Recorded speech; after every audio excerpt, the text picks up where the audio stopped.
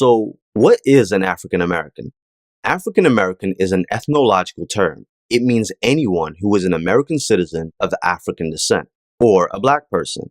But the term in itself was really specific to people that are descendants of enslaved Africans, who are unsure of which nation in Africa their ancestors came from. But according to the census, any black person of African descent born in America or even becoming a citizen via naturalization is an African American. And no, a white South African living in the United States is not classed as an African American, as they are descendants of Europeans, Dutch people to be exact. For example, on the US Census under Black or African American, it lists African American, Jamaican, Haitian, Ethiopian, Somali, and so on, because these are people of significant African descent. Even with the case of checking Hispanic on the census, it states that this is not a race, and you also need to select a race, as you can be a black Hispanic, a white Hispanic, a mixed Hispanic, and so on and so on. I'll put a video in the description about what race Latinos and Hispanics are, because long story short, Hispanic and Latino are not races. I think it's important to look at the geographical location of America. America is split into two continents, North and South. North America includes the United States of America, Canada, Cuba, Costa Rica, Barbados, Mexico, Jamaica, Puerto Rico, Dominican Republic, Panama, Belize, Grenada, Honduras, Haiti, and many, many more. Puerto Rico is actually a part of the United States. It's an annex. You don't need a passport to travel from the USA to Puerto Rico or vice versa. South America is made up of countries like Argentina, Bolivia, Brazil, Chile, Colombia, Guyana, Suriname, Venezuela, Ecuador, Peru, and so on. So all of these countries and more are part of what is known as the Americas. Jamaica is a predominantly black country. Yes, there are non-black Jamaicans, not many, but they're definitely there. Black Jamaicans don't refer to themselves as African Jamaicans, but they will differentiate between white Jamaicans. Haiti is also a predominantly black island. Again, there are non-black Haitians. Black Haitians don't necessarily label themselves as African Haitians, but they know that they are of African descent. They are also a descendant of enslaved Africans. But there is such a term as Afro-Caribbean, which is used to differentiate between non-black Caribbeans and black Caribbeans, because not all Caribbean people are black. Same goes for the term Afro-Latino, which simply means a person from Latin America of significant African descent, aka a black Latino.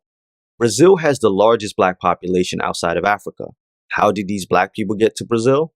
You guessed it, through slavery. So yes, black Brazilians are also descendants of enslaved Africans. And for my brothers and sisters who believe that we were already in Americas before slavery and we are indigenous to the Americas, I've also got some videos in the description for you guys also. Enjoy. Brazil has an estimated population of 56 million black people, whilst the United States has a black population of over 46 million, Haiti with over 10 million, Colombia with almost 5 million. According to the census based on self-identification, we know what that means, as some people can be as black as Wesley Snipes and identify themselves as white on these government documents. South America has a population of around 400 million, with around 66 million of those being black or identifying as black, while North America, excluding the United States, has a black population of over 30 million. So that's a combined population of almost 96 million black people in North and South America, and that's not including the United States at all. If you did add the 46 million from the USA, then it would be 142 million black people in the Americas. And remember, that's only the ones that willingly identify as black, even though they clearly look black. But some people have said that black people in the Caribbean and South America have not been through American slavery or chattel slavery. So, a little quick history lesson on the transatlantic slave trade. Also, before someone says, what about the Arabic slave trade? Today, we're talking about the transatlantic slave trade. That's another video for another time. 95% of all enslaved Africans came from Africa and went directly to South America and the Caribbean. Only 5% of enslaved Africans went directly to the United States. So out of 13 million enslaved Africans, over 12.3 million went directly to South America and the Caribbean, with just over 650,000 going directly to the United States. So the majority of descendants of slavery are actually found in the Caribbean and South America, which is understandable since the United States is just one country, a large country, but not bigger than both the North and South American continents. And there you have that modern day figure of 96 million black people in North and South America, excluding the United States. That was the transatlantic slave trade. It included many islands and many countries outside of the United States of America, and also included Africa itself, because indigenous African people were also being enslaved on the continent of Africa. Europeans of different nationalities would set up plantations and colonize different African countries and enslave the natives. The Congo is just one example of this. King Leopold II of Belgium, whose rule over the Congo was a horror story with a body count on par with Hitler's, and a lot of people haven't heard of him. Belgium's King Leopold II ran a personal empire so vast and cruel it rivaled and even exceeded the crimes of the worst 20th century dictators. This empire was known as the Congo Free State, and Leopold II stood as its undisputed slave master. For almost 30 years, Congo was administered as the private property of this one man for his personal enrichment. During the 25 years that the Congo Free State existed, it set a new standard for cruelty that would exceed Hitler. Extreme violence took place on rubber plantations. These establishments take a lot of work to maintain, and rubber trees can't really grow on a commercial scale in an old-growth rainforest. Clear-cutting that forest is a big job that delays the crops and cuts into profits. To save time and money, the king's agents routinely killed and depopulated entire villages. Leopold II imposed quotas on every man in his realm for production of raw materials. Men who failed to meet their ivory and gold quota even once would face mutilation, with hands and feet being the most popular sites for amputation. If the man could not be caught or if he needed both hands to work, they would cut the hands off of his wife and children. Over 10 million people were killed during his reign. Exploitation and mutilations continued for years in the Congo, with every penny in profit siphoned out to Belgium until independence in 1971. And the Europeans still refused to pay reparations to the Congolese. Why would something like this about the Congo be relevant when talking about the transatlantic slave trade? Well, transportation of enslaved Africans went back and forth. Some slaves would be sent from the Americas to work on plantations on the African continent. So our history is intertwined. You can't speak about the transatlantic slave trade without talking about continental Africa. Now, within the transatlantic slave trade, there was another aspect of it called the triangular slave trade. This was named due to the cross-transportation of enslaved Africans within the Americas and Africa, back and forth. Enslaved Africans would first be sent to the Caribbean or South America. Remember I said that 95% of all enslaved Africans were sent directly to the Caribbean or South America. For example, enslaved Africans would be sent to Jamaica to be broken down. They called it slave breaking. Slave masters would destroy a slave's willpower and get them to comply. Once they were deemed to be a good slave, then they could be shipped on to the United States. On the other hand, once a slave was shipped to the United States, if they misbehaved or didn't follow orders, they would be sent back to the Caribbean or different countries in South America. And sometimes slaves were even sent to work on rubber plantations and the such in Africa. In the United States, the enslaved picked cotton. In Jamaica, they picked sugarcane. In Puerto Rico, they mined gold. And in other countries, they picked coffee beans and so much more. Due to the complexity of the transatlantic slave trade and the triangular slave trade, as well as the different nations involved, England, Belgium, France, the United States, Germany, Holland, Denmark, Portugal, Spain, and so many more. Some of the slave masters spoke English, some spoke Spanish, some spoke French, some spoke Portuguese, and some spoke Dutch.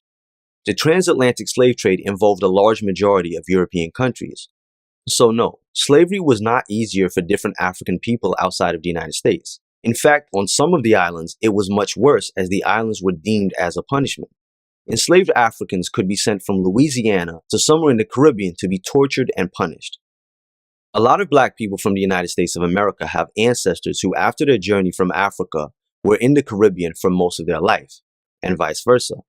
One could be kidnapped from Africa, taken to Jamaica, end up in the United States, and then even end up in Panama. People also need to understand that without these islands and other countries, we would not have had the revolutions that happened. The Haitian Revolution and Jamaican slave revolts are what triggered other riots and revolutions in the United States. Enslaved people would hear about the uprising in the Caribbean and follow suit. Freedom is not owed to the Europeans, but actually the enslaved in the Caribbean, as they kicked off a sequence of events. Freedom is owed to the enslaved people in the United States, like the Gullah Geechee or the Maroons in the Caribbean and other enslaved in South America, that said enough is enough and no more. So we are actually one people. We are, simply put, African people that have been displaced, aka the African diaspora. Another argument I have heard is all these Caribbean and South American black people have their own countries. Well, no, actually they don't. They are in the same position as black people in the United States. Just because an island or country might be majority black, it all depends on who's in government and who's in control. The Prime Minister of Jamaica is currently black, but hasn't always been, and who knows what race the next one will be. I've also heard the argument, but they love their colonizers. They want to be Spanish or anything but African or black. To be honest, the same could be said about some African Americans. You have to understand that conditioning and brainwashing was deep over there, because they refer to it as the breaking ground. So of course it will be harder to get out of the brainwashing. The conditioning of enslaved Africans in the Caribbean and South America was next level. We all have a similar story to tell. So our history is intertwined. You can't speak about the transatlantic slave trade without talking about South America and the Caribbean. Peace, love, and coconut oil. Hey man, that's racist. Please remember that from now on, brand new never before seen videos, as well as live streams, will only be available on my website, ikyg.com, via a Patreon subscription. ikyg.com is a black-owned, black-ran platform, 100% free from censorship. It's the only place where we don't have to worry about what we say and expressing ourselves. Make sure you check out the description and the comment section for important links, as well as information in video form that shows you what benefits you get when you support the site and join my Patreon. If you enjoyed this video and want to see more, then don't forget to subscribe and be notified every time I upload a video. For exclusive content and perks, check out my Patreon. This is where we have private live streams, group chats, live Q&As, live phone calls, and open topics. This is a safe space where you can interact with other like-minded people, make friends, send each other direct private messages, and so much more without any trolls. And yes, you get to use GIFs and images in the live chats. So what are you waiting for? This is a completely independent website, free from censorship. If you'd like to make a donation towards the site so we can continue to put out the truth without fear of being silenced, then please hit that donation button. It's greatly appreciated. Check out the rest of the site for videos, private and public live streams, find out all the tea, and make sure to utilize the Black Money section of the website. Advertise your business absolutely free to people that look like you, free forever. And don't forget to follow me on Instagram and Twitter at angel_IKYG.